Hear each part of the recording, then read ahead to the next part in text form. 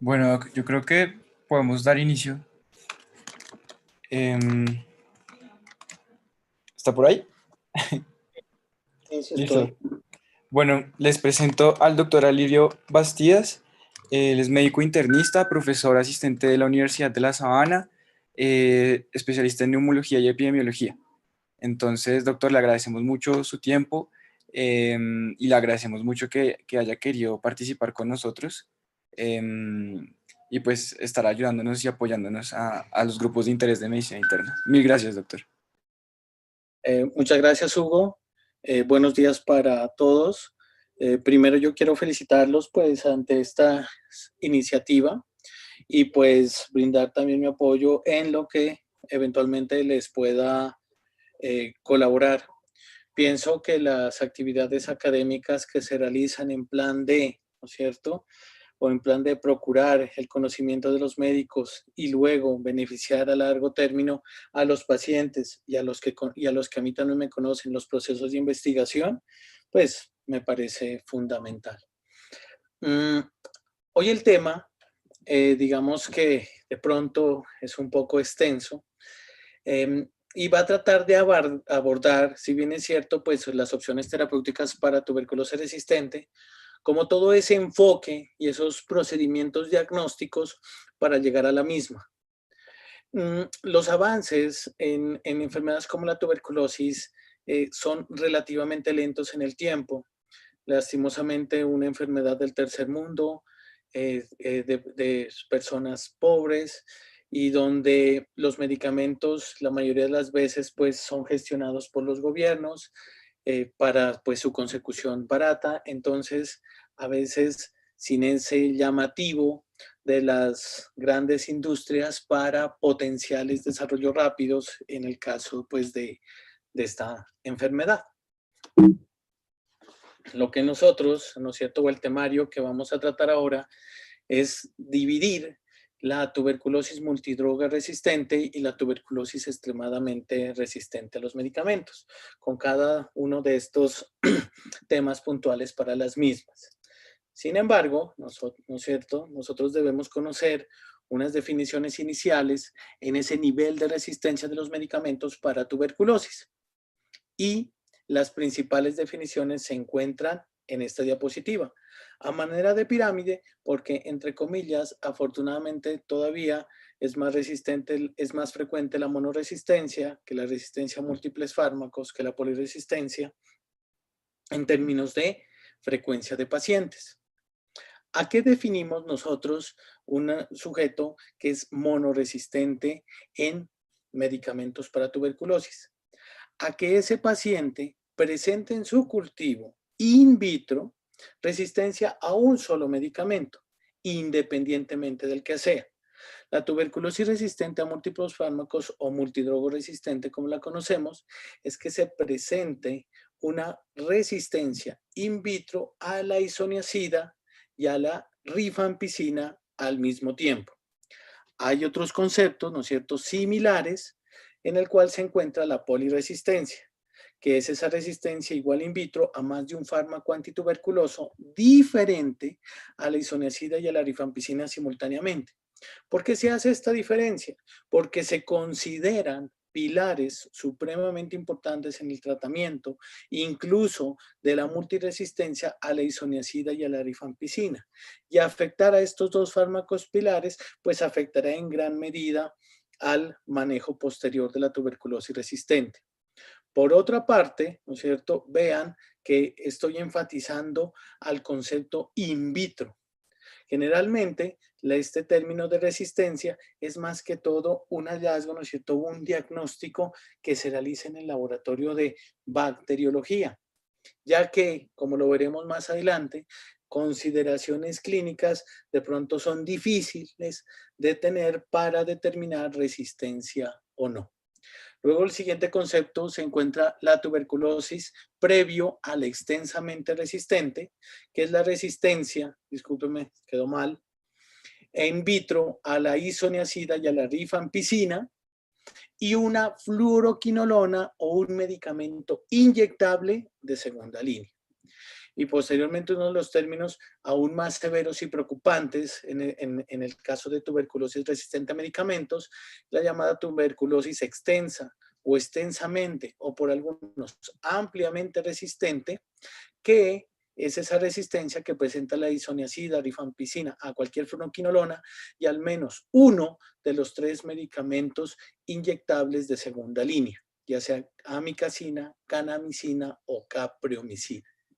Y hemos encontrado, ¿no es cierto?, hoy en día tuberculosis totalmente resistentes, aunque debo decir que hay unos medicamentos pues, que se están incorporando al tratamiento, que es principalmente para todos los medicamentos disponibles al momento en primera y segunda línea. ¿Cómo es esto del mecanismo de adquisición de resistencia? ¿Cuál es el fundamento biológico en el cual la tuberculosis puede llegar a ser resistente? De entrada, hay que entender que la tuberculosis o la resistencia a tuberculosis, esa micobacteria que prácticamente nos ha acompañado de toda la historia de la humanidad, la aparición de la resistencia es un fenómeno inducido por el hombre, puesto que la resistencia natural de la Mycobacterium tuberculosis es muy rara. Para que de un crecimiento de micobacterias, ¿no es cierto?, se genere una monoresistencia natural o una multidrogoresistencia, necesitamos gran replicación de las bacterias y pues fenómenos adicionales. De ahí que en la naturaleza, para que exista un mutante resistente de novo a isoniazida, necesitamos al menos 10 a la 7 replicaciones en una cepa de cultivo para tuberculosis o en un lugar donde la tuberculosis se esté reproduciendo. Qué raro. Y para un mutante resistente a rifampicina, está mal ahí la letra, más o menos 10 a la 8, ¿no es cierto?, unidades formadoras de colonias en ese sitio donde la tuberculosis se esté reproduciendo. Y para que exista un mutante, ¿no es cierto?, para generar multidrogoresistencia, pues sería la suma algebraica de ese 10 a la 7 y 10 a la 8, 10 a la 8, que sería 1 entre 10 a la 15 bacterias en ese lugar donde la tuberculosis se esté reproduciendo. ¿Qué es lo habitual?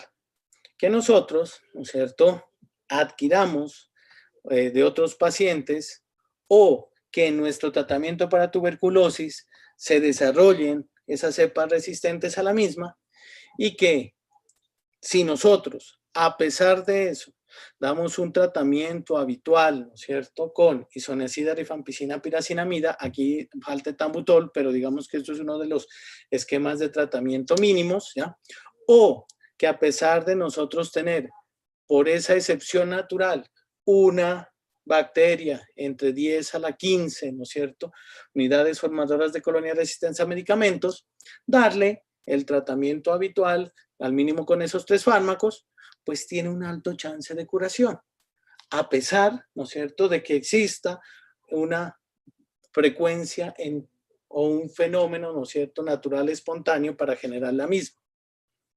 No obstante, cuando, además de ese fenómeno natural que puede o no puede estar, nosotros adquirimos micobacterias tuberculosas por contacto con otras personas o recibimos tratamiento inadecuado, en este caso representando en tratamiento solamente con isoniazida, pues sigue preservándose el cultivo de tuberculosis, pero ya con resistencia a este medicamento.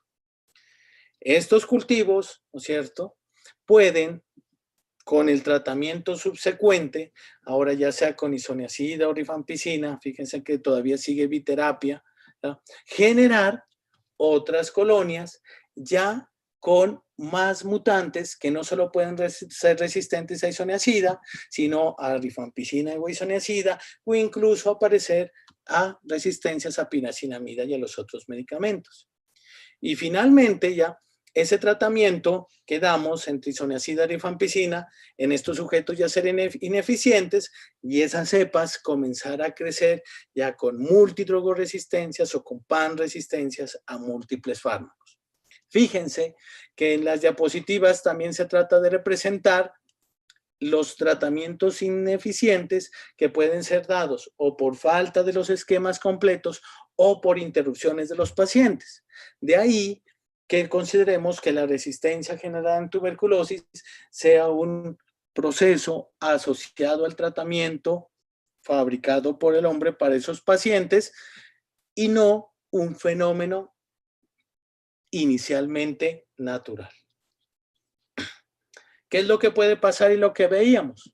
Nosotros podemos, ¿no es cierto?, adquirir resistencia, volvernos de verdes, ¿no es cierto?, a rojos, porque tenemos un tratamiento incorrecto, porque tenemos pobre adherencia al mismo, porque de pronto hay algún problema de mala absorción intestinal o que porque eventualmente las drogas suministradas sean de mala calidad, que es raro.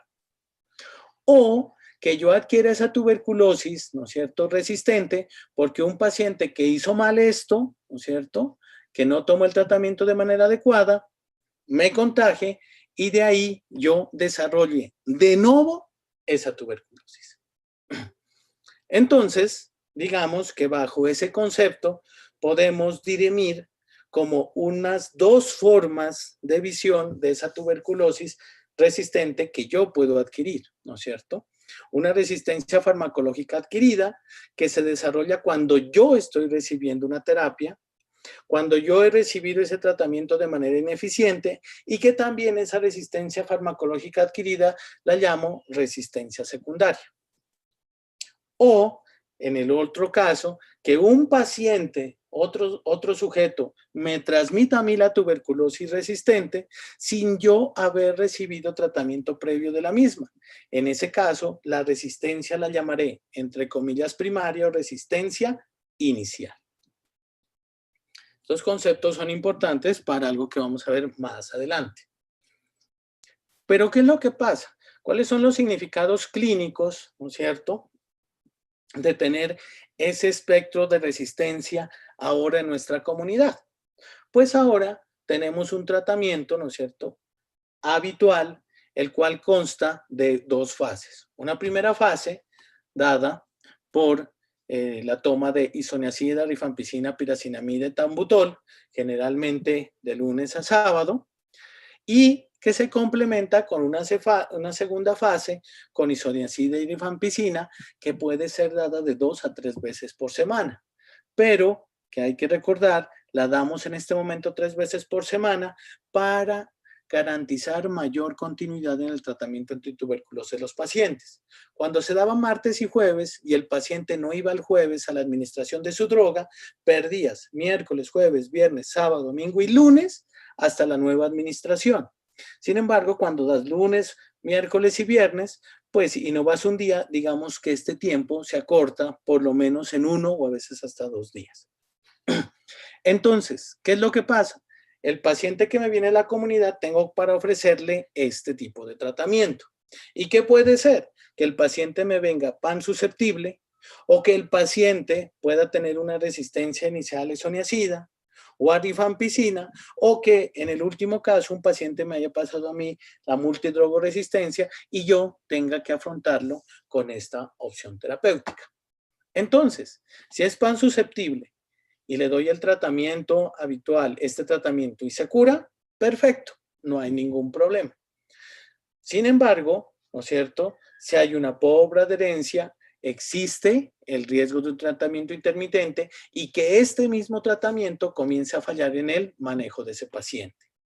Cuando me llega un sujeto inicial, ¿no es cierto?, y que tiene de nuevo resistencia a la isoniazida, por eso aquí ustedes ven tachado en la primera y segunda fase la H, ¿ya? ¿Qué chance tengo? Como recibo, ¿no es cierto?, en los primeros días de tratamiento prácticamente 3 fármacos para la misma, pues puedo también negativizar el cultivo y puedo tener un porcentaje de cura. Sé que tendré un alto chance de porcentaje de cura cuando yo, al repetir la baciloscopia al segundo mes en ese paciente que diagnosticé tuberculosis, ya es negativo. Fíjense, a pesar de tener resistencia a la isoniazida. Pero si a los 2 meses, ¿no es cierto?, sigo siendo positivo, cabe la posibilidad, ¿ya?, de que mi tratamiento no esté siendo lo suficientemente efectivo y tenga o que extender una primera fase o empezar, ¿no es cierto?, otra línea de manejo para el tratamiento inicial, para el tratamiento para tuberculosis resistente a isoniazida. Es factible que si yo sigo con mi tratamiento habitual en este sujeto con resistencia inicial a isoniazida y que mi baciloscopia de esputo y finalmente me cultivo es positivo a los 2 meses y empiezo esta segunda fase, fíjense, con este tipo de esquema donde hay isoniazida y rifampicina y que finalmente le daré solo rifampicina, hay un alto riesgo de generar resistencia a esta isoniazida y que este paciente se vuelva un paciente multidrogo resistente. Entonces, ojo, la sospecha de un cultivo positivo aún al segundo mes, si bien es cierto, puede ser positivo por otras causas, no me debe dejar de hacer pensar de que puedo estar ante un microorganismo resistente. ¿Qué es lo que pasa cuando yo llego, no es cierto, o cuando mi paciente tiene de entrada multidrogoresistencia? Fíjense que yo le doy el esquema habitual y le doy prácticamente los medicamentos que le sirven a la tuberculosis, piracinamida y el albutol, y tengo todavía un chance de cura que va entre el 20 al 50%, pero este chance de cura pues no se considera óptimo y de ahí el riesgo, ¿no es cierto?, que ese paciente tenga de generar panresistencia, ¿no es cierto?, extremadamente resistente y finalmente resistente a todos los medicamentos, y por eso dar este tratamiento a un paciente multidrogo resistente desde el principio es muy riesgoso. Vamos por la primera parte, la multidrogoresistencia, isoniazida y rifampicina. Más de 378,000 personas en el mundo desarrollan tuberculosis multidrogorresistente y otras 106,000 desarrollan, ¿no es cierto?, resistencia a la rifampicina. Y aproximadamente 214,000 muertes son atribuidas a la multidrogoresistencia o a la tuberculosis resistente a la rifampicina. 30 países, ¿no es cierto?, tienen más o menos una alta carga de multidrogoresistencia a nivel del mundo. En el 2015, más o menos se calcularon ya 250,000 muertes por multidrogoresistencia y el éxito global del tratamiento en esos países de alta carga de la enfermedad radicaba más o menos en el 52%. Problemas, situaciones problemáticas. Aquí hay unos datos dependiendo del país, dado que la tuberculosis, digamos, no es una enfermedad extremadamente frecuente, entre comillas, en algunos países, la incidencia la calculamos por 100,000 habitantes. Y de esta incidencia, que se considera ya muy alta, por ejemplo, en Kirguistán, de 47 por 100,000 habitantes, hay una frecuencia estimada de casos nuevos por resistencia que superan más o menos el 15%. ¿Por qué lo pongo así? Porque a pesar de que existan diferentes incidencias por 100,000 habitantes en diferentes países, la tasa de resistencia en muchos de ellos supera el 20%. Esto de casos nuevos. En otras palabras, había un sujeto que me pasó a mí la tuberculosis multiresistente. Y en los casos tratados, o sea, en esa resistencia secundaria, yo estaba tomando mi tratamiento antituberculoso y lo tomé mal, esa frecuencia aún es mayor. Y prácticamente en algunos países donde hay estas tasas de incidencia de tuberculosis, supera el 50%. Vemos niños, pero doctor, ¿por qué vemos niños, no es cierto, si esto prácticamente es de adultos? Porque las estimaciones estadísticas de tuberculosis resistente en niños nos muestran, digámoslo así, con mayor seguridad, la verdadera frecuencia de tuberculosis resistente primaria. En un niño es raro, ¿no es cierto?, que haya tenido tuberculosis previamente tratada y que desarrolle tuberculosis por medicamentos. A los niños generalmente adquieren la tuberculosis resistente por el contacto con los adultos. Y más o menos, según este artículo en el 2010, esta frecuencia era del 3,2% que tenían resistencia a múltiples fármacos. Y en una revisión sistemática de 43 estudios, se informó que la resistencia a isoniazida en niños de 14 años podría subir hasta el 12%. Los sitios de mayor carga de tuberculosis resistente con estos estudios y especialmente resistente a isoniazida se encontraban en África y regiones del sudeste asiático, mientras que Europa pues reportaba una proporción menor de casos. Pero ojo, debería ser Europa no reporta casos, ¿ya? Porque la presencia de tuberculosis multidrogo resistente es un problema generalmente mundial. Estos son datos de China, ¿no es cierto?, donde la prevalencia de tuberculosis multidrogo resistente se encontraba entre el 5,3% en un análisis de 107.708 casos nuevos de tuberculosis y 27,4% en pacientes previamente tratados. Estos resultados muestran un estado grave de tuberculosis resistentes a medicamentos en China y también en otras revisiones sistemáticas en la India, donde esas tasas de tuberculosis multidrogo resistente y de prevalencia, ¿no es cierto?, generalmente van entre números cercanos o superiores al 5 y algunos hasta el 20%. En todo el mundo, ¿no es cierto?, es alarmante ese aumento de la tendencia de la resistencia a los medicamentos antituberculosos, a pesar de que algunos países, tanto como China y como India, garanticen, ¿no es cierto?, los programas de seguimiento y control a muchos de sus pacientes. En otras palabras, nos quieren decir todos estos estudios que lastimosamente pasamos de esa fase, ¿no es cierto?, de que los gobiernos no daban eventualmente los tratamientos, aunque algunos sí los dan, pero la administración de los mismos o la adherencia a esos tratamientos ha sido difícil por parte de los sujetos tratados.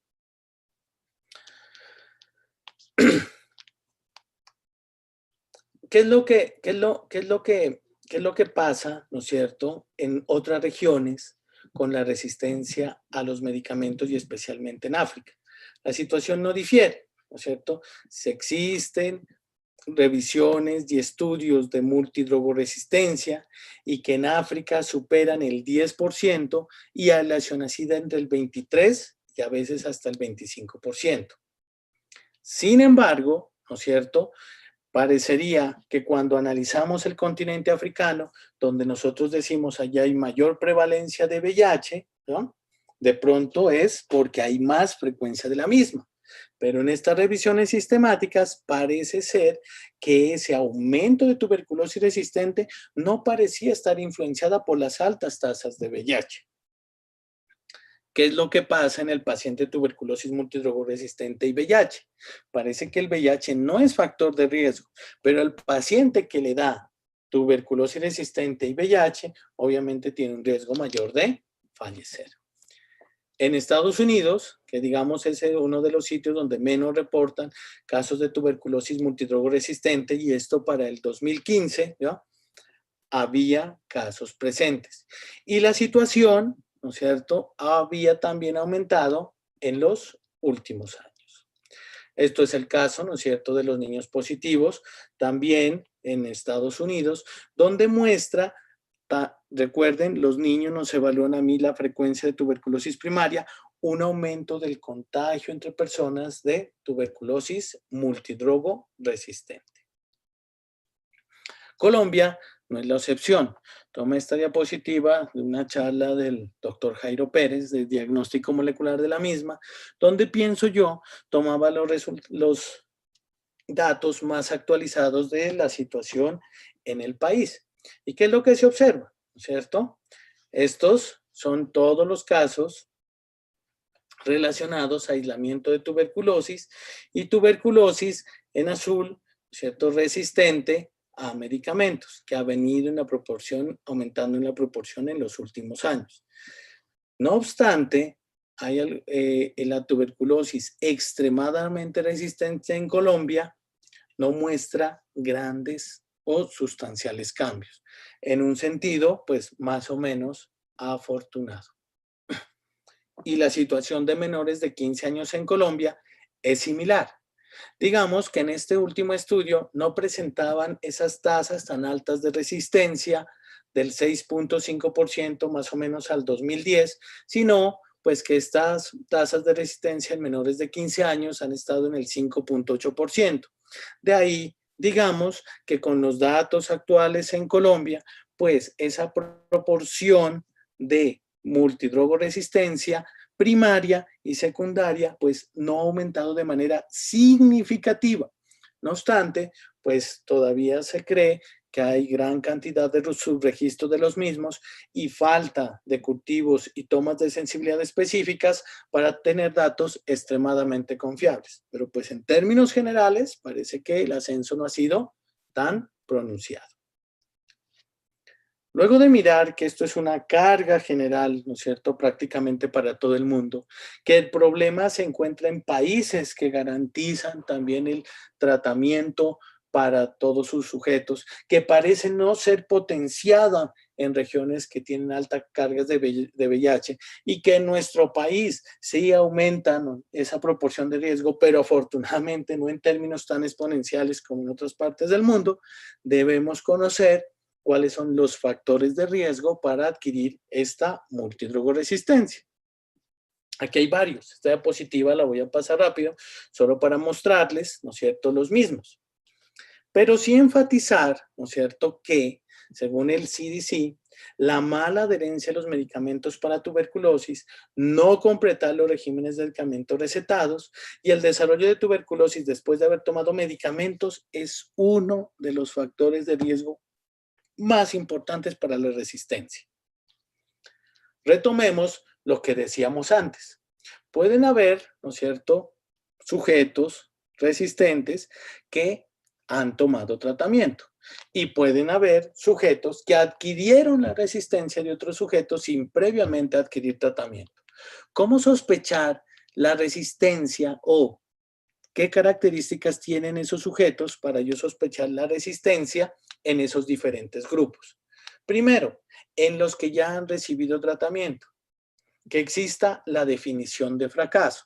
Recuerden que hay unas definiciones operativas en el seguimiento de la tuberculosis donde la presencia de una baciloscopia positiva después del cuarto mes de un tratamiento adecuado me hace sospechar fracaso, y si esa baciloscopia sigue positiva o finaliza el tratamiento y es positiva, pues define fracaso. Ese paciente que fracasó en el tratamiento tiene un alto factor de riesgo para haber desarrollado multidrogoresistencia. Recuerden, entre las primeras diapositivas, la ausencia de negativización del esputo al segundo mes, hay un riesgo de que ese paciente sea resistente a isoniazida o rifampicina, especialmente isoniazida, y que yo administrarle medicamentos, entre comillas, no apropiados, pues tenga el desarrollo de la multidrogoresistencia. Ausencia o deterioro de síntomas clínicos o hallazgos radiográficos que se vengan tomando en el sujeto. Tratamiento actual o previo recibido de manera irregular. La recaída.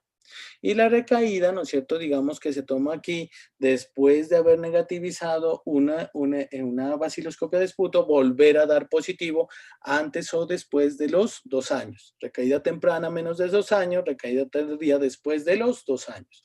Esas recaídas tempranas menos de 2 años, hay un alto riesgo de tener fármaco resistencia a múltiples fármacos. Reingreso después de haber cumplido los criterios de abandono. Recuerden que un sujeto en el programa de tuberculosis sospechoso de abandono es el que no va a las 2 tomas, y definitivamente abandono el que ya lo suspendió por más de 30 días, aunque ese criterio pues digamos que se trata de bajar. Esos sujetos tienen también un alto riesgo de multidrogoresistencia. Tratamiento inapropiado por más de un mes, o sea, en Colombia con al menos 3 medicamentos, dosis inapropiadas o tener alteraciones gastrointestinales. ¿Y cuáles son los factores de riesgo en ese paciente que me viene sin tener antecedente de haber tomado tratamiento para tuberculosis, o sea, en esa resistencia primaria? que haya él estado en una persona en contacto con tuberculosis, que sea médico y que trate pacientes con tuberculosis multidrogoresistente, o no solo médico, sino personal asociado al cuidado de la salud que atiende a estos sujetos.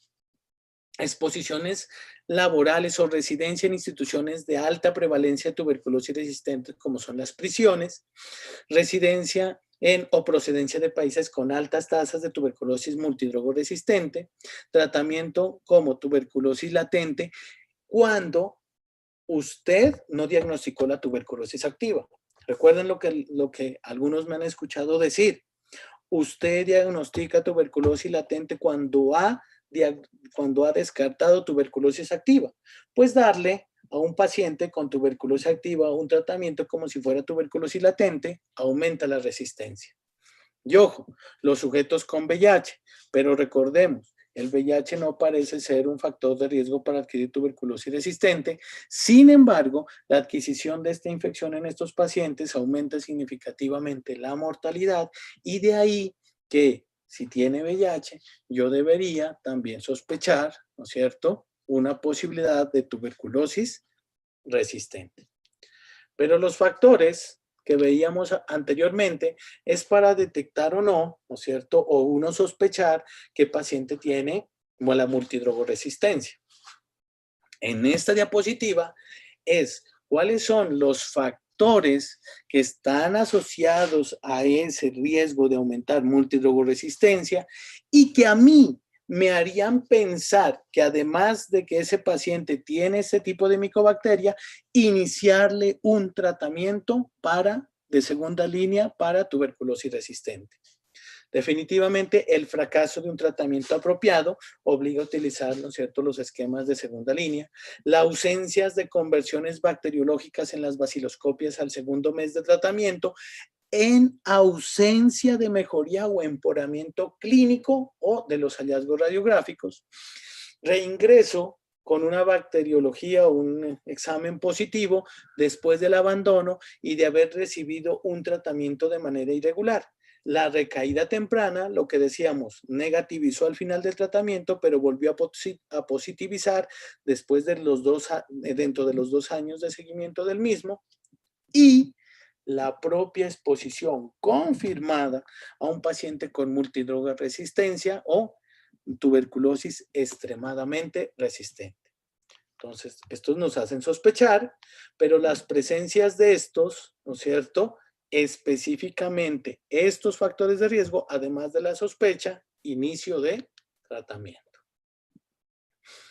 En este estudio, ¿no es cierto?, donde se miraba la prevalencia y los factores de riesgo para medicamentos, ¿no es cierto?, de segunda línea, más de 1,000 adultos incluidos, encontraba, ¿no es cierto?, que en esta revisión sistemática donde se estudiaba estudios que se hubieran administrado fluoroquinolonas, ácido aminosalicílico y drogas inyectables, la presencia, ¿no es cierto?, la presencia de una falta de respuesta a este tipo de tratamientos se incluía como un factor de riesgo, no solo para tuberculosis multidrogoresistente, sino extremadamente resistentes.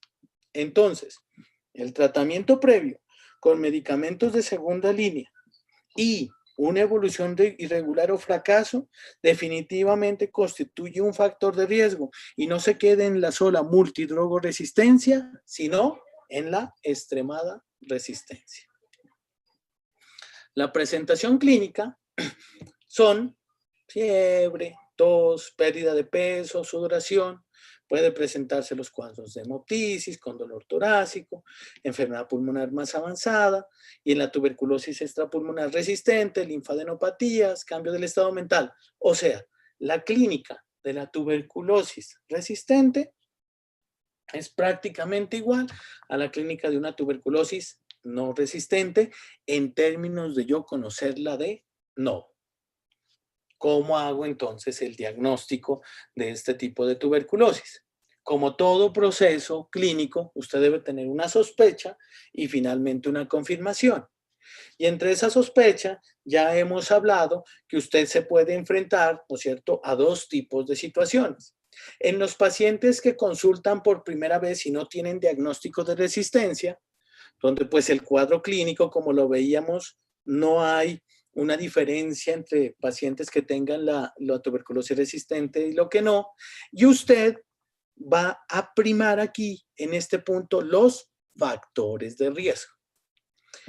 Y en el otro caso, ¿no es cierto?, que puede usted estar abordando, es el paciente que ya viene tomando tratamiento o ha sido tratado para tuberculosis resistente y donde usted ahí se puede ayudar un poco más del cuadro clínico. Hay una mala evolución o clínica o radiológica en ese sujeto, o también se puede ayudar de esa evolución bacteriológica en la cual las baciloscopias y los cultivos no negativizan. Recuerden estar pendientes a esa persistencia de positividad al segundo mes. Finalmente, en ese diagnóstico, usted hace pruebas de confirmación con las llamadas, pues, pruebas de sensibilidad a medicamentos.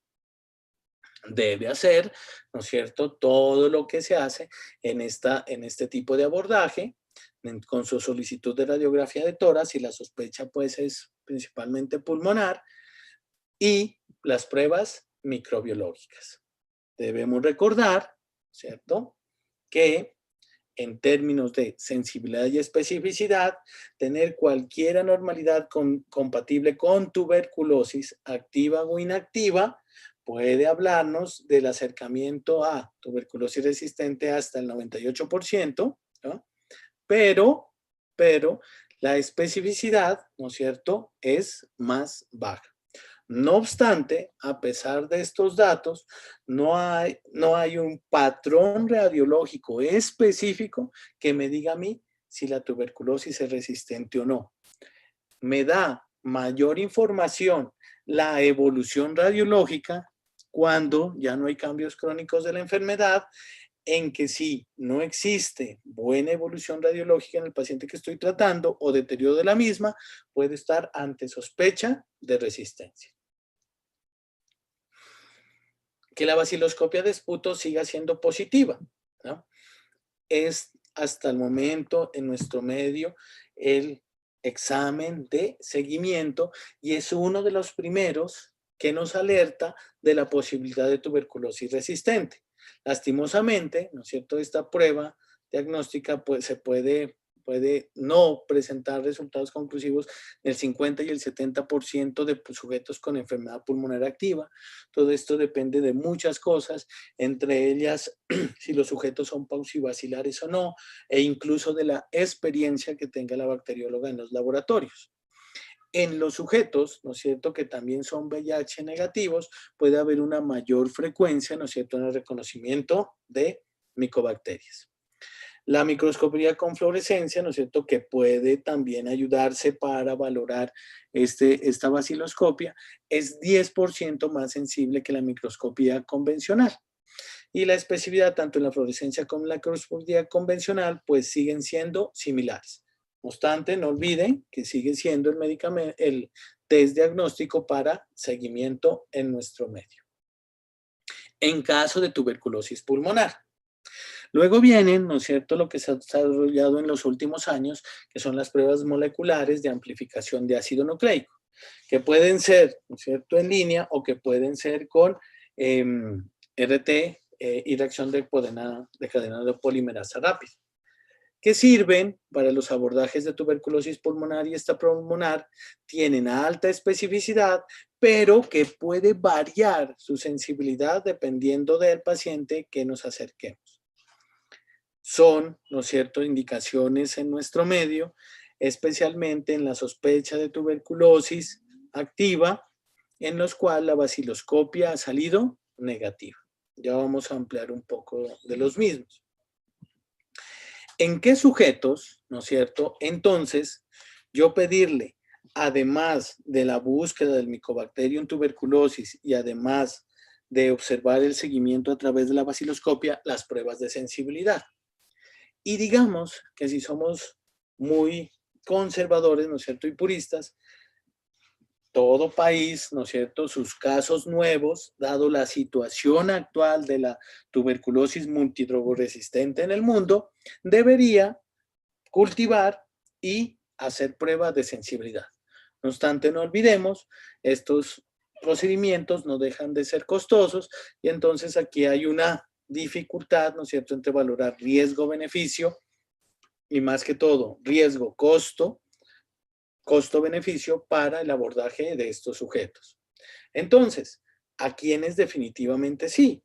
Entonces, todos aquellos ya lo habían visto con contacto cercano con casos resistentes, exposición en instituciones con brotes de tuberculosis multidrogoresistente o alta prevalencia y residencia en zonas de alta prevalencia de la misma, que son, digamos, recomendaciones, pues prácticamente o estándares de cuidado que definitivamente sí o sí hay que hacerles pruebas de sensibilidad. Estamos comenzando a ver, ¿no es cierto?, que ahora afortunadamente, en algunas regiones del país no tenemos que esperar 3, 4, 5 meses hasta que nos llegue el cultivo definitivo de tuberculosis multidrogoresistente, que podemos tener ensayos fenotípicos para aproximarnos a la misma, moleculares y basados en cultivos y ensayos genotípicos. ¿Qué pruebas de diagnóstico fenotípicas basados en cultivo de susceptibilidad a drogas podemos tener? Primero que todo, debemos saber que se recomiendan como ahora en el estándar de cuidado, pueden hacerse usando cultivos sólidos o líquidos y el diagnóstico puede demorar, digamos, entre 8 y 16 semanas. Sin embargo, se pueden mejorar, ¿no es cierto?, este rendimiento en el tiempo de estas pruebas fenotípicas, ¿no es cierto?, basados en la susceptibilidad de cultivos, con una prueba que se llama ensayo de nitrato de reductasa, que detecta la reducción del nitrato a nitrito por la bacteria, utilizando pues un ensayo colirométrico, o la evaluación de la susceptibilidad al fármaco de observación microscópica, que se llama MODS, o utilizando medios líquidos y ensayos de agar de capa fina.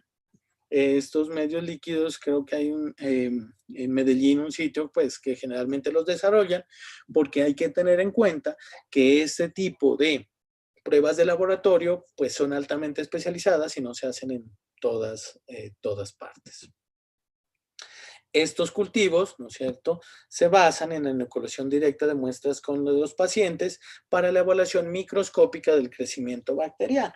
Si tú le has dado tratamiento a ese sujeto, ¿no es cierto?, le tomas una muestra, pues si este comienza a mostrar reducción de nitrato a nitrito o comienzas a observar crecimientos bacterianos a través de las técnicas microscópicas, pues comienzas a sospechar la resistencia. Sin embargo, ¿no es cierto?, estas técnicas, ¿no es cierto?, comparando, ¿no es cierto?, la susceptibilidad a fármacos o MODS, de observación microscópica, y los líquidos ensayos de capa fina, aquí quedó mal, no es ARN, sino TLA, ¿no?, vemos que los MODS, comparado con los de capa fina, el de capa fina fue ligeramente más sensible para la detección de resistencia a isoniazida, rifampicina y etambutol. Y el tiempo de disponibilidad de los resultados para los dos puede variar entre 5 a 18 días. Fíjense que este tiempo es mucho menor al que generalmente se utiliza. ¿Qué otras pruebas tenemos? ¿No es cierto? Las pruebas genotípicas o moleculares que se basan en la detección de secuencias genéticas específicas asociadas a Mycobacterium tuberculosis para el diagnóstico y la detección de las secuencias genéticas. Pueden ser por reacción de polinemerasa o utilizar lo que se dice pues tiras o ligas de nucleótidos. Los ensayos en línea o las pruebas de amplificación.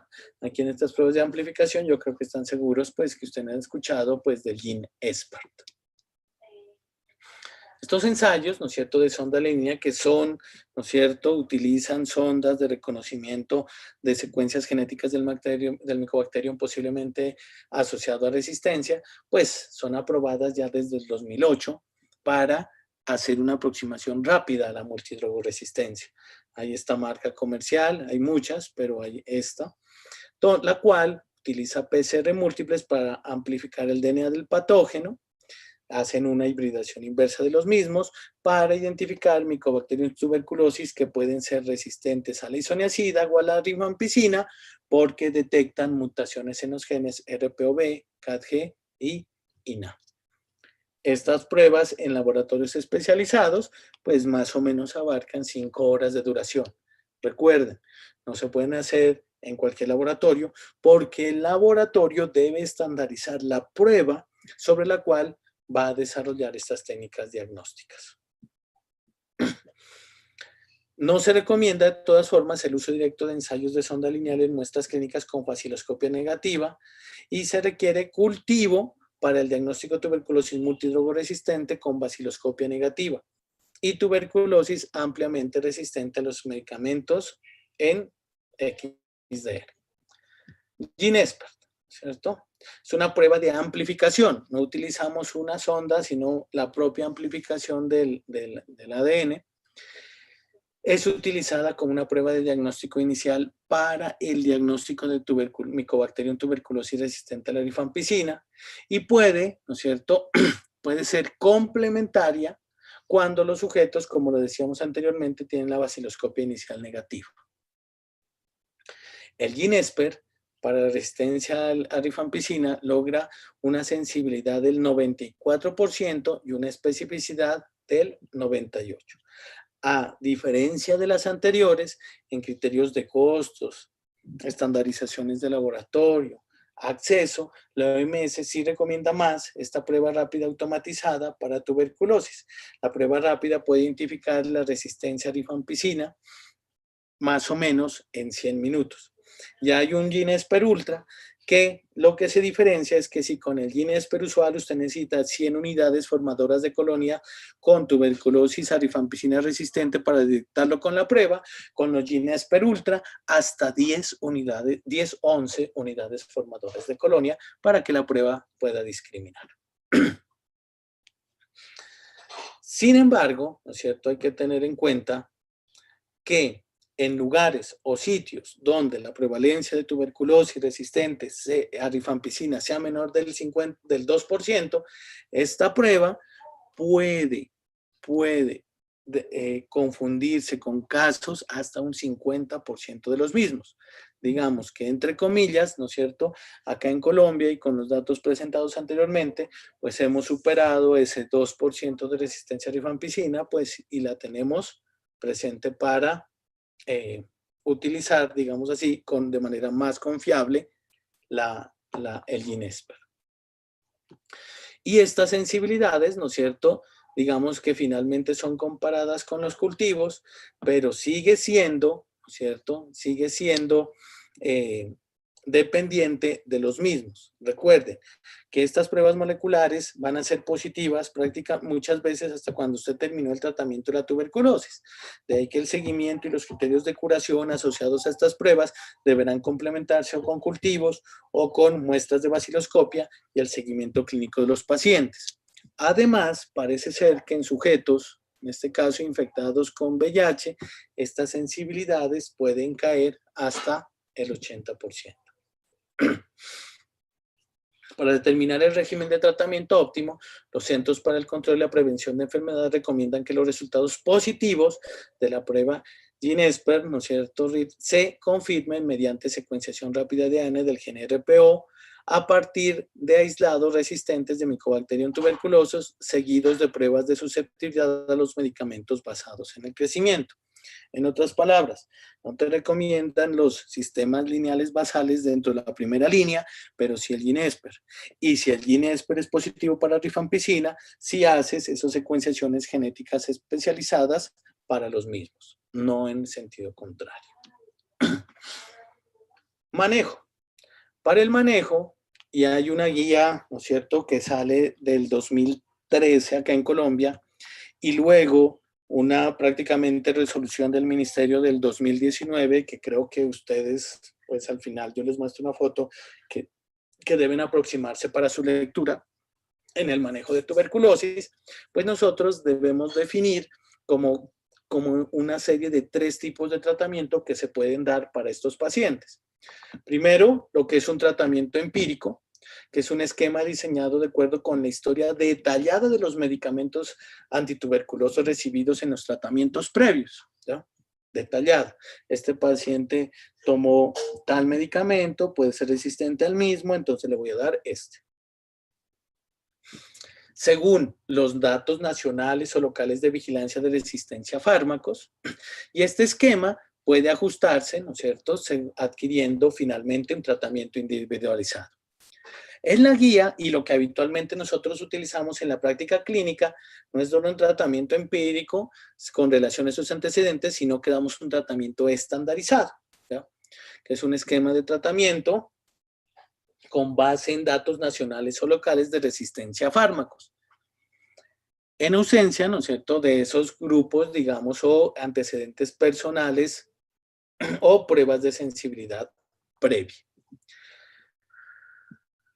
Y el último tratamiento, ¿no es cierto?, es el tratamiento individualizado que se realiza en base a la historia clínica detallada y a los resultados previos de las pruebas de sensibilidad.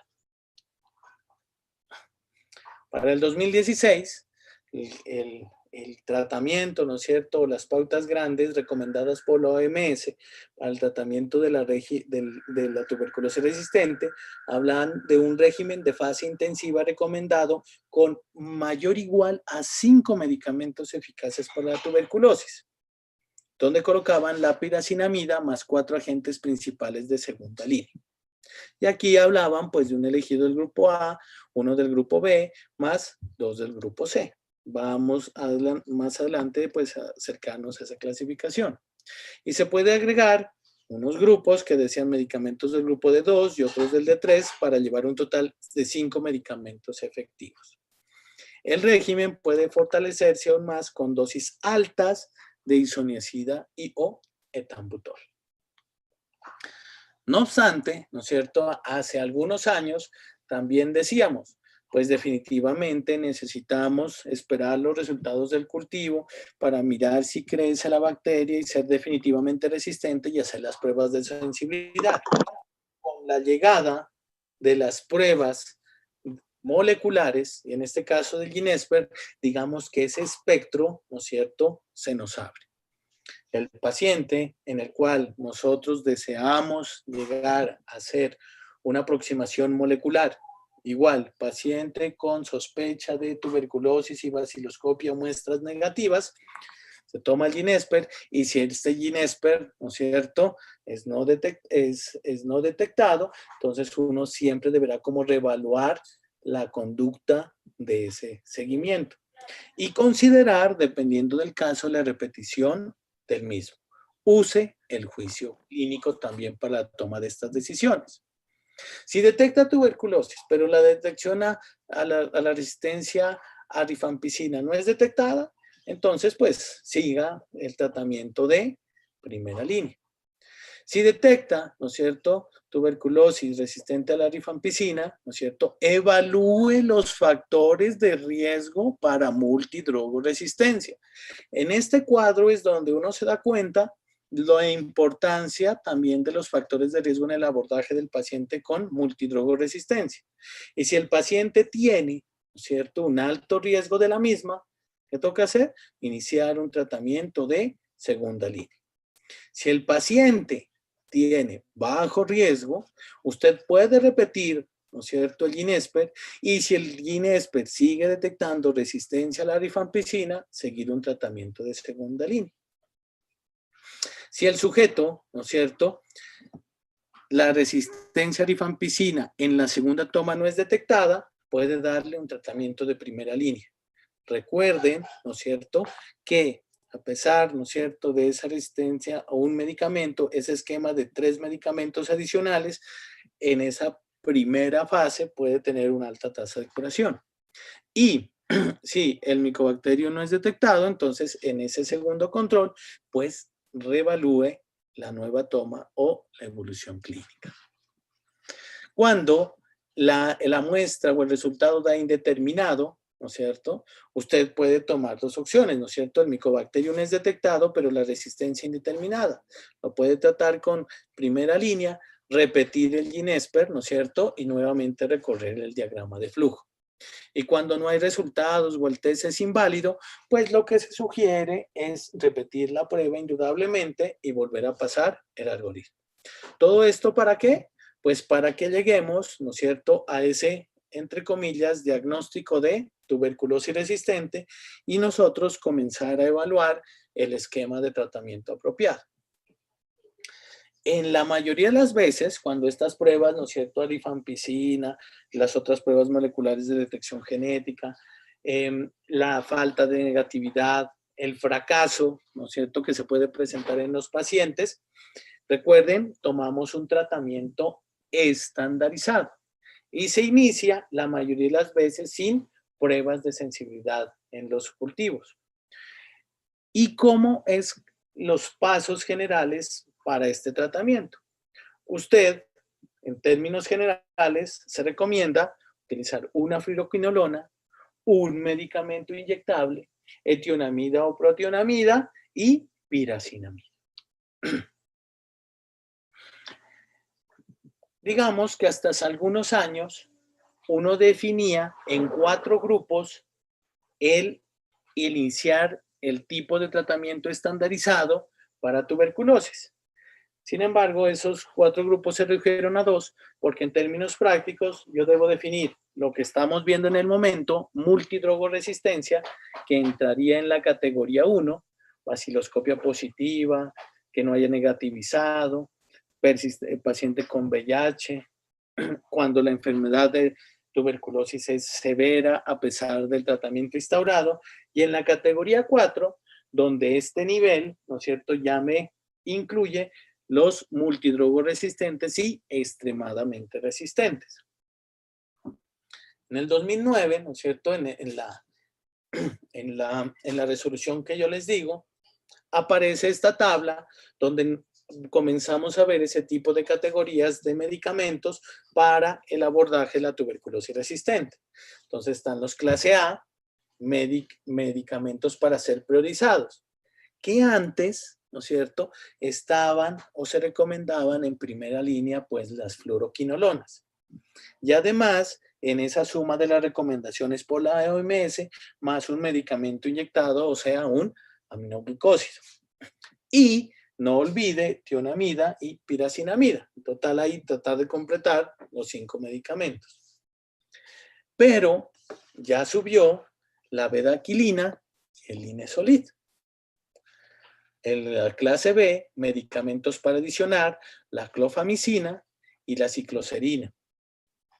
Y luego los medicamentos para completar los esquemas, entre comillas, un quinto medicamento para el mismo, y no se pueden utilizar estos medicamentos, el etambutol, el delamanid, la piracinamida, imipenencilastatina, amicacina, etionamida, protionamida y ácido paramino salicílico.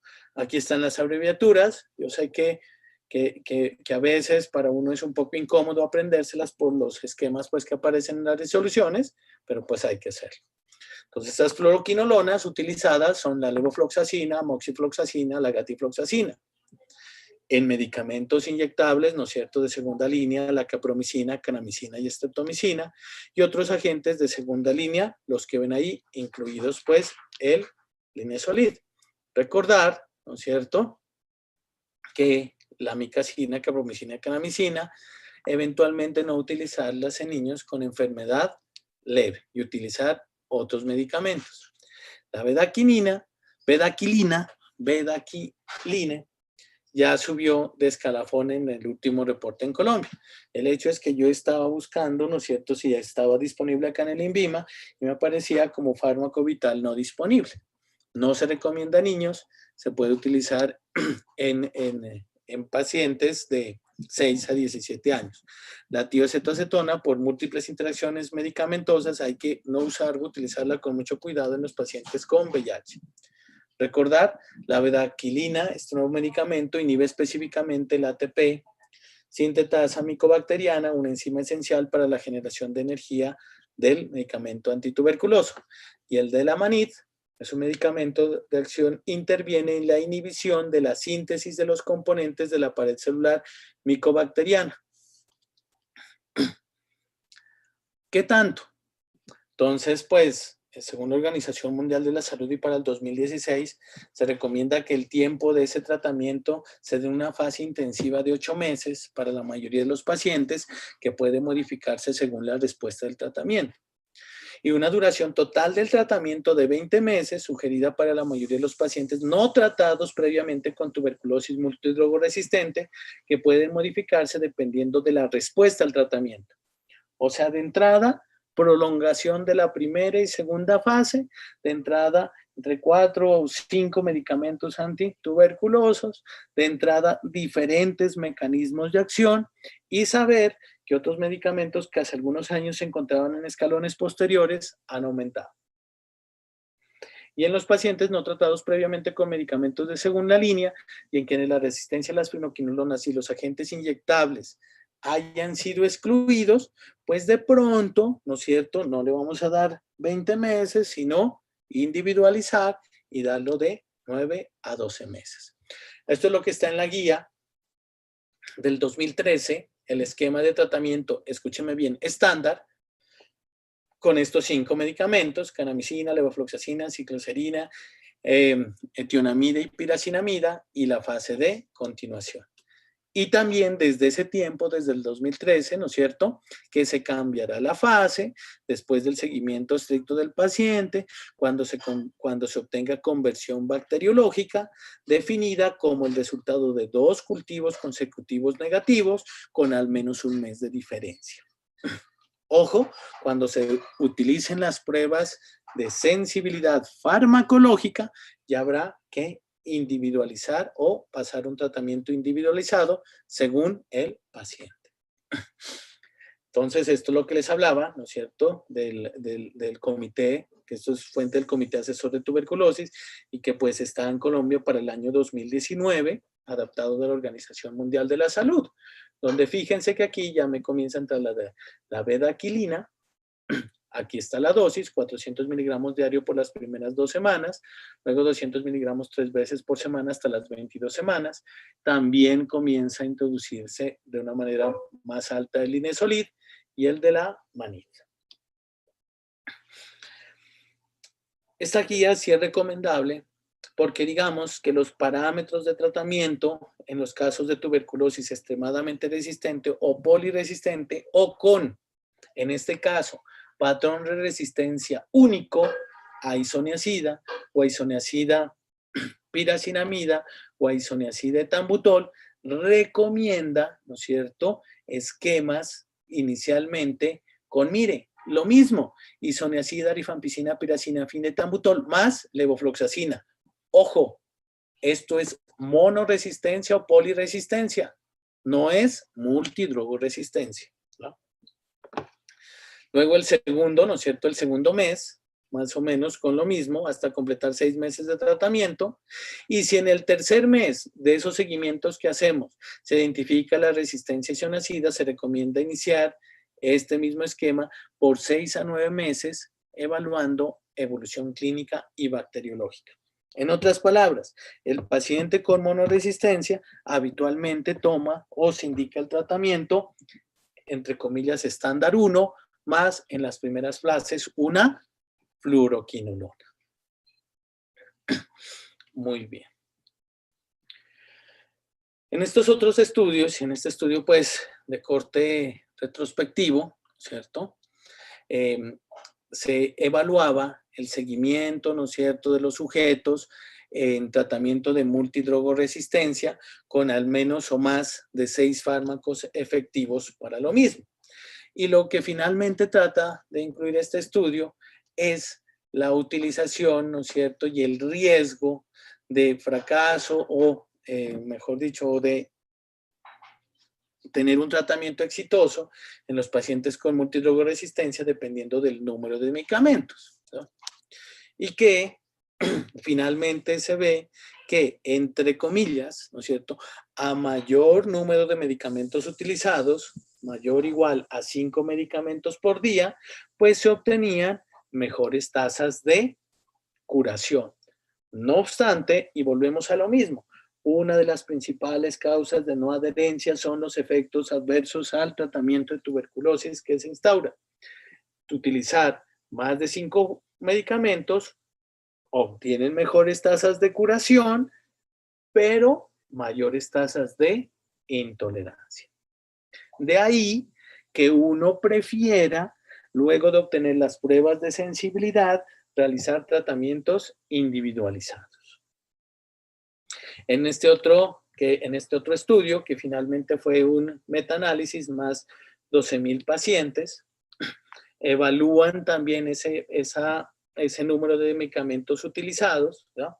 Y donde se incluye, ¿no es cierto?, linezolid, bedaquilina, clofacina, carbapenes, y es donde de aquí comienzan esos cambios y comienzan a subir de nivel esos medicamentos de segunda línea, de segunda línea para el tratamiento de tuberculosis resistente, casi, ¿no es cierto?, a primera línea, porque muestran efectividad y disminución del riesgo con una disminución de la mortalidad en pacientes con tuberculosis multidrogo resistente. En este estudio, en Bangladesh, lo que uno trata, ¿no es cierto?, de ver es los tratamientos no de 20 meses, sino menos de 8 a 12 meses con drogas multiresistentes. Y ellos no encuentran diferencias, esto es un estudio de no inferioridad, en la utilización, ¿no es cierto?, de resultados de tasas favorables a 132 semanas versus tratamientos prolongados.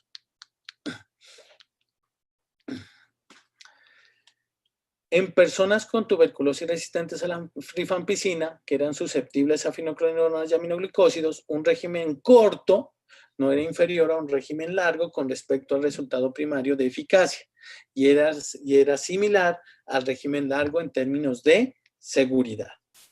Estos estudios, este estudio en el New England del 2019, ¿no es cierto?, digamos que consolidan o afirman algo que teníamos en la guía, que, ojo, ¿no es cierto?, después de tener conversión bacteriológica, buena respuesta al tratamiento, un uso adecuado y adherencia al mismo, reconsidere también los tiempos extremadamente prolongados del uso del tratamiento. No obstante, digamos que no es solo disminuir el tiempo, sino que el seguimiento de esas personas debe ser estricto. ¿Qué pasa en los pacientes con VIH positivo? La Organización Mundial de la Salud recomienda la terapia antirretroviral lo antes posible. Dícese en las primeras 8 semanas después del diagnóstico, ¿no es cierto?, de la tuberculosis resistente. Luego de inicio también de este tratamiento. Ya que, ¿no es cierto?, ya que la tuberculosis es una de las enfermedades, y más aún las resistentes, que puede aumentar de manera significativa las complicaciones y fallecimiento en los pacientes con VIH. Bueno, doctor, pero ahora definitivamente no está evolucionando bien el paciente y yo quiero eventualmente retirar, ¿no es cierto?, esa parte del pulmón donde creo que está infectado con tuberculosis. La Organización Mundial de la Salud, hablando de la resección pulmonar parcial electiva, lobectomía o resección en cuña, se puede usar, pero en junto con un tratamiento para multidrogoresistencia. Y los cirujanos de tórax esperan a que ese tratamiento también haya tenido un tiempo ya de administración y que definitivamente no se haya documentado o se siga presentando la positividad en los cultivos. Entonces, definitivamente los que más se llevan a este tipo de cirugía son los sujetos que tienen una alta probabilidad de fracaso recogido con la terapia médica solamente. Es una enfermedad suficientemente localizada que permite la resección con una adecuada capacidad cardiopulmonar posoperatoria y suficiente actividad farmacológica que permita luego la cicatrización del muñón que queda. En el caso, ¿no es cierto?, de esta revisión sistemática, pues aumentaba la curación a finalizar del tratamiento, ¿ya? Sin embargo, sigue considerándose en este metaanálisis la cirugía como un complemento de la quimioterapia que se asocia con mejores resultados de tratamiento en pacientes con tuberculosis multidrogoresistente. No obstante, esos pacientes deben ser individualizados y discutidos entre grupos interdisciplinarios, incluidos neumología y cirugía de tórax.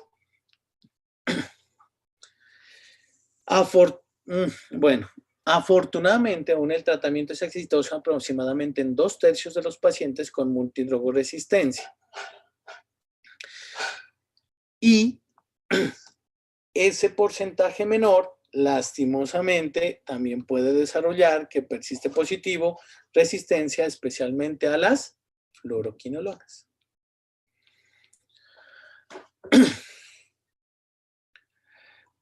En este estudio se identificaron varios factores a malos resultados con las intervenciones que pueden ser dirigidas, además de altas tasas de incumplimiento, lo que probablemente es una de las primeras causas que contribuye a esta multidrogoresistencia.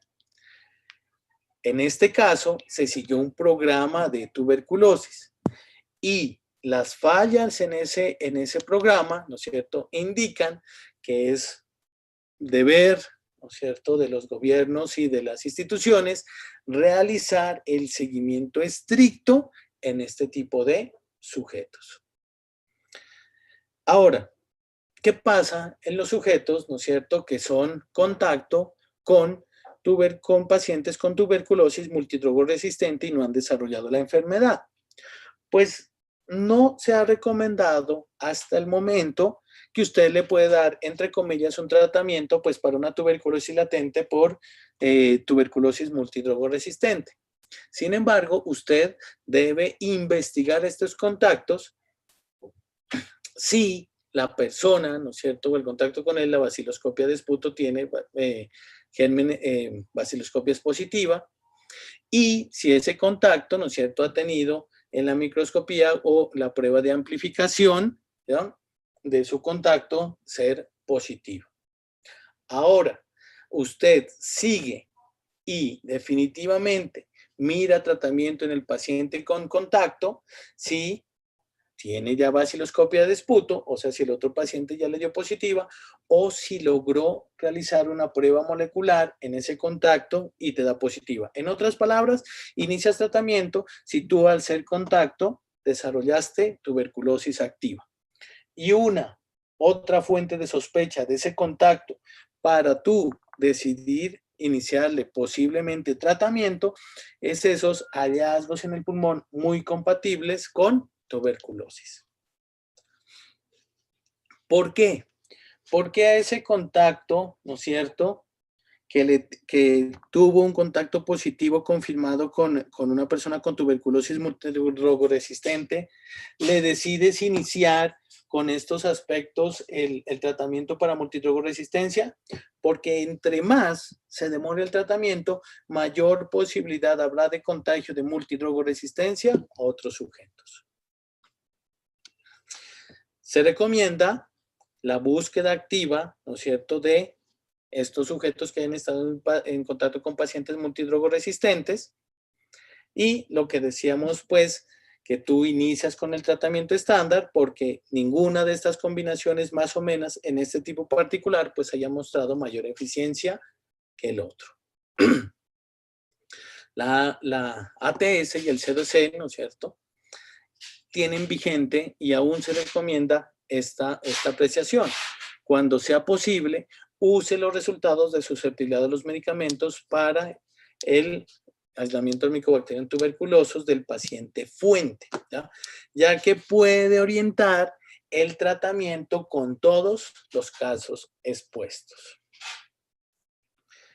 Y recuerden que se sigue recomendando, ¿no es cierto?, la piracinamida y etambutol o piracinamida y una fenocrinolona en este grupo de sujetos. Recuerden utilizar el largo plazo el uso de fluoroquinolonas en niños, tiene repercusiones sobre los cartílagos de crecimiento y hacer una supervisión, ¿no es cierto?, y seguimiento a los pacientes que hayan tenido la multidrogoresistencia como mínimo 2 años después de haber finalizado el tratamiento. Ya para concluir, hay otro punto grande que nos pasamos a la tuberculosis extremadamente resistente. Rifampicina, isoniazida, uno de las quinolonas y los medicamentos inyectables. En este caso, los criterios, ¿no es cierto?, de epidemiología, digamos que están relativamente estables a nivel del mundo, pero sí sigue siendo alarmante que en el transcurrir de los años y por ejemplo en esta serie de casos de Estados Unidos de extremadamente resistente, a medida que pasan los años hay mayor frecuencia de las mismas. Ellos dicen que personas en el extranjero, pero sigue habiendo una mayor frecuencia. Definitivamente, ¿no es cierto?, a diferencia de la multidrogoresistencia, de pronto aquí hay más fallas en esos datos epidemiológicos para los mismos. Y digo que pues las tendencias parecen ser que esta tasa no tiene un ascenso tan vertiginoso como la otra, pero en tendencia general los datos sí dicen que de pronto estamos aumentando. Este es un estudio de corte prospectivo en Sudáfrica. Ellos analizaron pacientes también con tuberculosis multidrogoresistente y estos sujetos también vieron que un gran porcentaje de los mismos pues tenía infección por VIH. De ahí que nosotros pues en los pacientes positivos con VIH no debamos de dejar pensar en este tipo de resistencia a medicamentos. En este estudio, la mayoría de los casos de tuberculosis multidrogoresistente en Sudáfrica, con alta carga pues, de esta enfermedad, se debieron a transmisión, concluye, y no al tratamiento inadecuado de los mismos. En otras palabras, esa tendencia que en los primeros años se veía en la multidrogoresistencia, que era por tratamiento inapropiado y aparición de esas cepas, ha cambiado a nivel del mundo y también ha llevado una mayor transmisión de gérmenes multidrogoresistentes. Para recordar, los factores de riesgo prácticamente son muy parecidos a los de la multidrogoresistencia, ¿no es cierto? Además, pues, de que se ha visto en pacientes jóvenes mayor riesgo, el sexo femenino y haber estado confinado en un centro de reclusión previamente. Es importante también conocer que las tasas de hospitalización por tuberculosis extremadamente resistente han aumentado. Y este es un problema también para los servicios de salud y para el personal de salud, donde esta frecuencia cada vez es mayor. Los trabajadores de salud en el área endémica de, en este caso, África subsahariana, ¿cierto?, en pacientes con VIH, tienen mucha más probabilidad de ser hospitalizados por tuberculosis multidrogoresistente o extremadamente resistente que los otros trabajadores que no están en el área médica. El mayor riesgo puede explicarse por la exposición ocupacional, lo que subraya la necesidad, ¿no es cierto?, de programas de control de infecciones por tuberculosis. Y los datos siguen. Es importante, ¿no es cierto?, el diagnóstico rápido y el inicio oportuno de la terapia adecuada y esfuerzos programáticos para el control de estos sujetos. Presentación clínica, igual, los síntomas típicos como otro tipo de tuberculosis. Retomamos, ¿no es cierto?, ese diagnóstico con las mismas pruebas moleculares, ¿no es cierto?, cultivos para valorar susceptibilidad. Y aquí comienzan a tener un poquito de más importancia los MODS, ya que me pueden dar diferentes patrones de resistencias sumados en esos cultivos. El tratamiento, ¿no es cierto?, finalmente es un manejo multidisciplinario. A mayor número de medicamentos, pues mayores reacciones adversas. Las pruebas de susceptibilidad se hacen con mayor rigurosidad, con la misma mayor rigurosidad de la multidrogoresistencia, y uno manda una terapia empírica.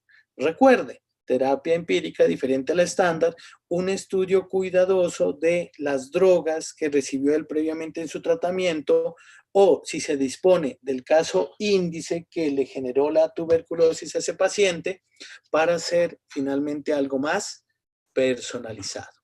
Nuevamente, la OMS dice al menos mayor o igual a 5 medicamentos eficaces contra la tuberculosis, vuelva e incluya la piracinamida más 4 agentes principales. La fase intensiva de 8 meses y una duración total de 20 meses. Entre esas nuevas drogas, ¿no es cierto?, está la pretomanida. Este es un profármaco que se metaboliza, genera óxido nítrico, que es potencialmente tóxico y dañino para la micobacteria, derivado o entre comillas parecidos a estos nitroimidazolinos, que se utilizan a veces, ¿no es cierto?, entre los primos parasitarios, antiparasitarios, entre ellos pues el metronidazol. Se da 200 miligramos vía oral una vez al día durante 26 semanas y se puede complementar con bedaquilina, 400 miligramos una vez al día durante 2 semanas, seguido 200 miligramos 3 veces por semana, con una diferencia mayor dosis de mayor 48 horas entre las dosis. Y Linezolid, 1200 miligramos al día por vía oral durante hasta 26 semanas. Esta recomendación, ¿no es cierto?, es basada en un estudio, digamos, pues en términos de evidencia uno le gustaría tener más pacientes, pero es lo que tenemos, ¿no? 109 pacientes con tuberculosis pulmonar resistente y altamente resistente a los medicamentos, que fue intolerante, pues, o no se encontró sensibilidad previamente. Y esta combinación tuvo un 89% de éxito al tratamiento cuando se evaluó 6 meses después de finalizar la terapia. ¿Cuál es el problema? Nuevamente los eventos adversos comunes, desde la neuropatía periférica, anemia, efectos gastrointestinales, dolor de cabeza. Recuerden que el Linezolid puede generar también aplasias en la médula, trombocitopenias severas. En este otro estudio, que es un metaanálisis, 26 estudios observacionales, ¿no es cierto?, pacientes tratados con tuberculosis resistente a múltiples fármacos, en el grupo especial, ¿no es cierto?, para la tuberculosis extremadamente resistente, se encontró que la utilización de más de 6 medicamentos durante la fase intensiva tenía un error de 4.9, ¿no es cierto?, para la comparación, cuando eran 3, y que el uso eventualmente de 4 fármacos durante la fase de continuación, pues era más efectivo que 2. Finalmente, pues es un tratamiento de fármacos definitivamente eficaces para la misma y también prolongado.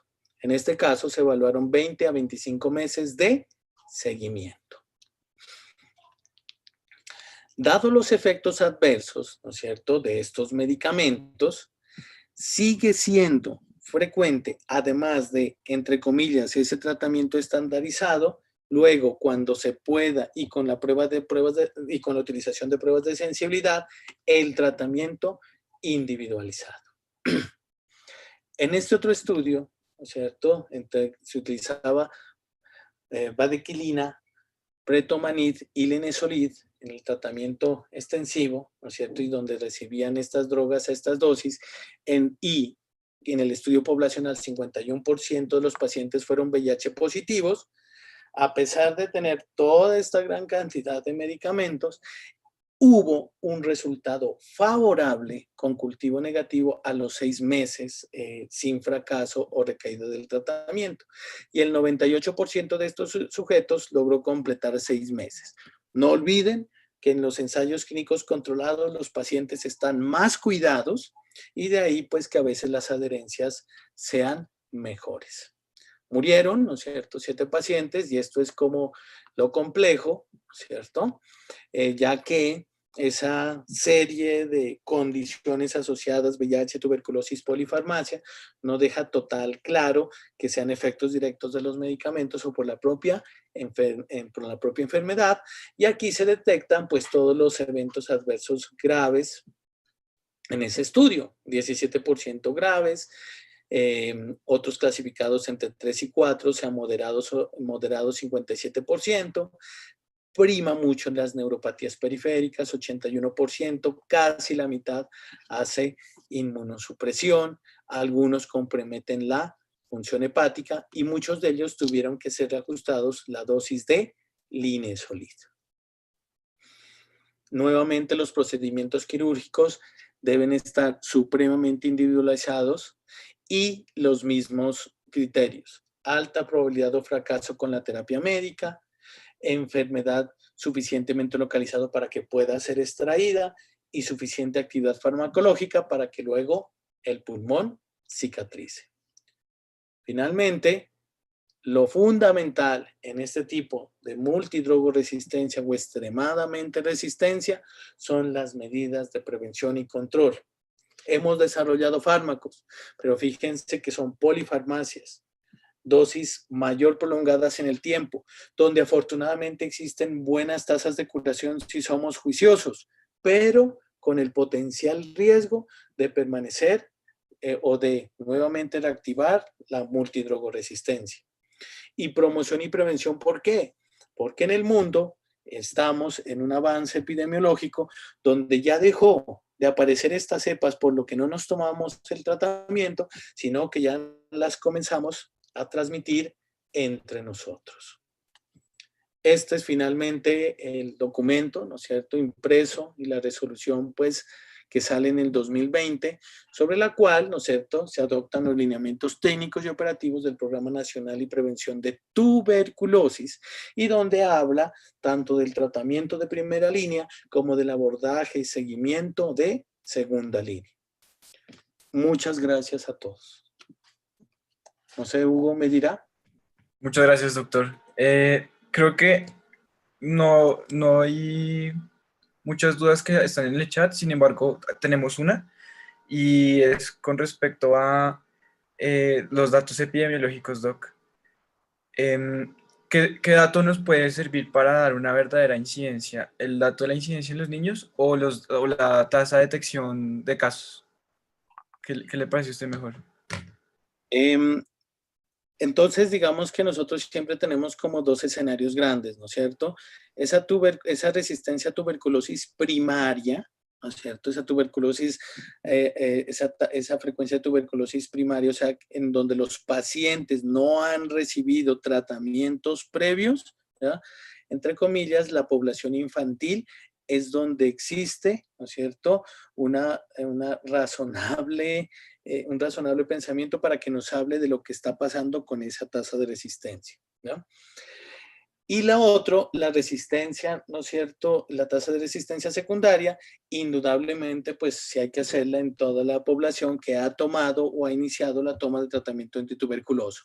Pero ¿cuál es uno de los principales conflictos que digamos que existen en las prevalencias y por qué los resultados, ¿no es cierto?, digamos, no son, entre comillas, totalmente extrapolables en Colombia, porque ese sistema de vigilancia se hace a través de laboratorio, ¿no es cierto? O sea, todo eso llega al Instituto Nacional de Salud y sobre eso se toman los datos, pero obviamente, ¿no es cierto?, muchos sujetos o no se manejan en otros sitios o no llegan esas muestras o en sitios apartados que pueden estar teniendo tuberculosis y esos datos pues no se incorporan de manera total al sistema de vigilancia, pues aunque existen lineamientos, pues para que así sea. Ese es como el principal problema, ¿no es cierto? Que la vigilancia sigue siendo como una vigilancia estricta de laboratorio. Listo, No, doctor, mil gracias. bueno. No sé si alguien más tenga alguna duda que quiera abrir el micrófono. Pero bueno, doctor, yo sí tengo que decir muchas cosas. Primero, agradecerle mucho por esta charla. Nivel de complejidad bastante alto y pues no podemos estar mejor atendidos que pues bajo las palabras de un experto. Entonces le agradezco. Y, y yo creo que usted, doctor, y el doctor Martín me tienen que enseñar a hacer revisiones tan minuciosas, porque esto es muy minucioso y muy actualizado. Muchas gracias, doctor. De nada, Hugo, y felicitarlos pues para que sigan con su grupo y desearles muchos éxitos también en el futuro. Muy bien. Mil gracias, doctor. Bueno, muchas gracias. Entonces, hasta luego, muchachos. Gracias, doctor, que tenga buen día. Gracias. Hasta luego.